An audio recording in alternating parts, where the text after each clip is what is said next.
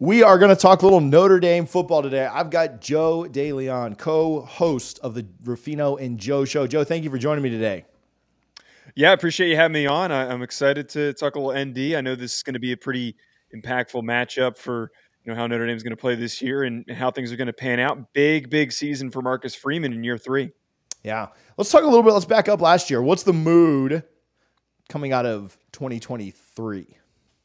Yeah, I think that the mood sits with the Fighting Irish the way that it felt after year 1, where there's a lot of highs. The USC win is certainly one of those highs where you punch your biggest rival in the mouth, and not only punch them in the mouth, but you embarrass them. That is a victory that gets you excited for the rest of the season. And then they also had the Ohio State game, which was one that actually presented optimism. I know that there was a lot of frustration. I came out of that game thinking, okay, it all came down to a mistake made by a young head coach that didn't have his pieces in place, was not fully organized. A lot of other coaches have been at least an assistant for much longer than Marcus Freeman has been, and know how to assess and deal with those types of high pressure periods where they need to know every single player's on the field. I know that sounds so silly to say, but there are so many moving pieces at the end of a football game. But then you get to the Clemson game, and that is one where you have an opponent who is on the operating table, is on life support, is really struggling, and is having a brutal year. That's a game that should have been a continuing momentum builder for Notre Dame. I don't think the playoff was never really on the table at that point for the Fighting Irish, and I don't think that was what the argument was. But for them, if they beat Clemson, they could have continued to put themselves in this position where I think there would be 100% confidence heading into 2024. So, as to answer your question, the temperature, it's cautious optimism. It's optimism that we think all of the pieces are coming together finally this offseason. All of the right players are coming back. But at the same time, I think every Notre Dame fan and anyone who covers the team in the back of their minds are thinking, is Marcus Freeman going to make another dumb mistake in a position where he needs to get his guys ready and prepared? Yeah. What is talking about Marcus Freeman in general? How are Notre Dame fans, like Florida fans here close to me, are firing a coach like game one if they don't win in a new tenure? Like, are Notre Dame fans, like, not that he's on the hot seat or anything like that implied, but where are they with him? Are they like, all right, if this doesn't go well this year, we got to move? Obviously, Brian Kelly was there for so long. Where are they with Freeman right now? I don't think that I don't think Freeman's the type of coach that's ever in the next 3 years is going to be in this position where he's going to be on the hot seat, because he's a really high floor coach. He's always going to put out a really good defense. He's always going to put out a competent, competitive product. And at the end of the day, right now, until Notre Dame ends up joining a conference, which, if that even ever happens, although Florida State and North Carolina might expedite if that comes together, and if they end up moving to the BIG10 or whatever it ends up being. But their schedule's light enough that they should, at the bare minimum, win 9 games every single year. I think that for them to ever get to that hot seat point, he would have to have a real total blow-up season, kind of like Brian Kelly had that. I think it was like a 4-win season with Deshaun Kaiser at quarterback. It was just a total mess of a year not that long ago, but he at least accrued enough respect and enough time of getting to a national championship, a lot of just important big wins that you knew that he was going to bounce back from that. I will say, though, what's really interesting, and Notre Dame's one of those fan bases where it's not regional, it's national. And there's also 2 pockets of fans, from what I've noticed, where there's just the general football fans that really like Notre Dame.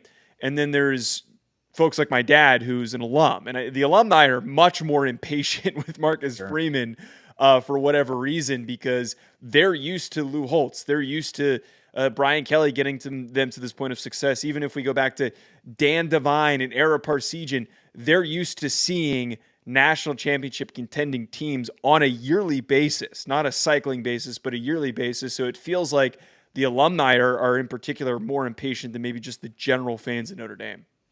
So they start the year with College Game Day in town, starting at Texas A&M. First-year head coach, does it present some worry going down to Texas for that, or does Notre Dame feel like, we should really cruise in this game?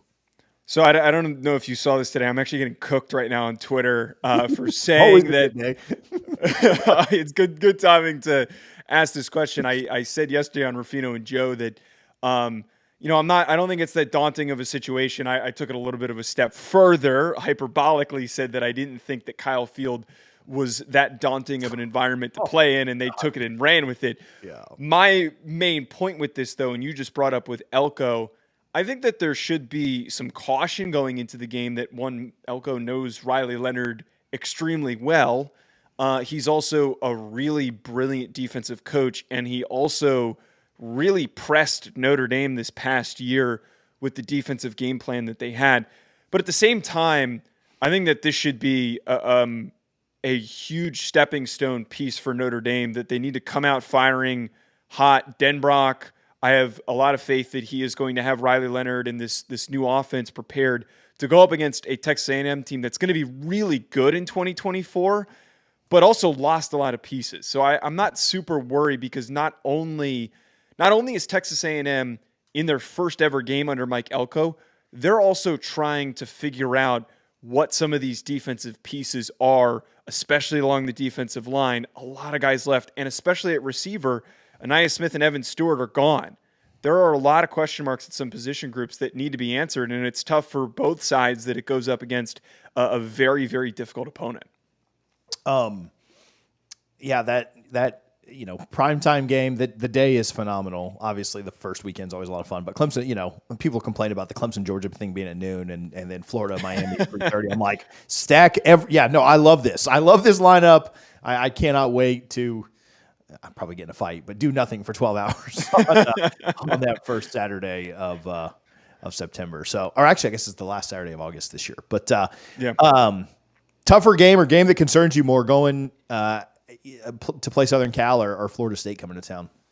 The Florida State coming to town is always one that's going to concern me. Going to Southern California, God, man, I'm just setting myself up for failure with talking about away environments. I've been to USC multiple times for games, and that one is not like a really, really, you're going to show up shaking type of an environment. It's Los Angeles. The fans are very fair weather. The students are very fair weather on it if they decide to go to games or not. So I'm not super worried about USC. I think that they're also a program that there is a bit of a roster shuffle going on and a change of direction post Caleb Williams.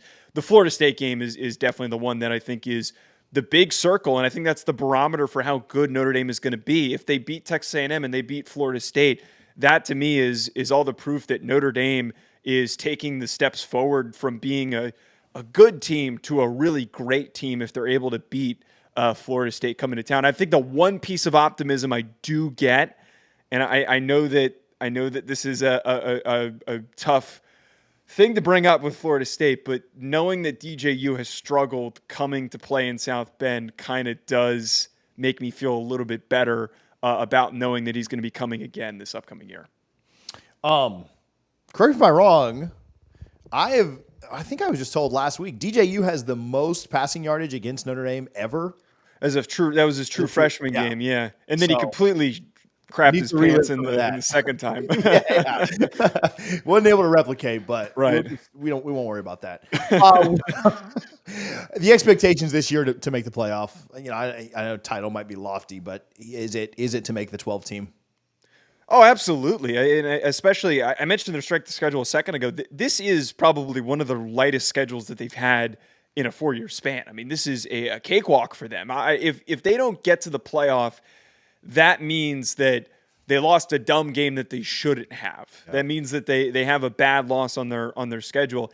I do think what could hurt them, though, is that strength of schedule where if they are 10-2, is that enough to keep them out if their two losses are against, say, Florida State and Texas A&M? Is that enough to keep them out of the conversation? But this needs to be a playoff or bust situation for Freeman. Not saying he'll get fired, but the expectation should be that they get there this year. Yeah, there's some other landmines there. We'll see how Louisville does. We'll see what some of the other, teams on the schedule might do. But honestly, it just feels like if you go 1-2 against those big three that you mentioned, USC and Florida State and A&M, you may not have a ton of good wins, but you would just think Notre Dame's brand at 10-2 would would get them there, but we'll see. You know, obviously how you look and things of that matter too. So, Joe, I want to ask you for your boldest prediction, your hottest take. But first, where can people follow you and find more of your work? Yeah, you can catch me on Twitter at Joe DeLeon, and then make sure you go to YouTube, the Rufino and Joe Show. You can catch up with me and my co-host Blake. We're always arguing about something, so make sure you go and check that out. All right, I teed you up. What's your hottest take, your boldest take for Notre Dame this year? I think that and this goes in line with what purest optimism. If everything goes according to plan, I think that Riley Leonard is good enough, if he's fully healthy, to be at the Heisman podium at the end of the year. I really think that he is a gifted athlete. I think he is good enough to be a first-round pick in this year's draft with the quarterback class being as weak as it is, but he needs to stay healthy. We need to really give him credit for how great he can be to elevate Duke the way that he did. And this is a perfect marriage of him ending up with Mike Denbrock, that Denbrock took a really athletically gifted quarterback in Jane Daniels and maximized his strengths for him to go from being really good to elite. And I think that Riley Leonard is fully capable of getting there. Joe, I appreciate you for joining me. We talked more about Riley Leonard and his chances at the Heisman. You can click on this video on the screen now to check that out.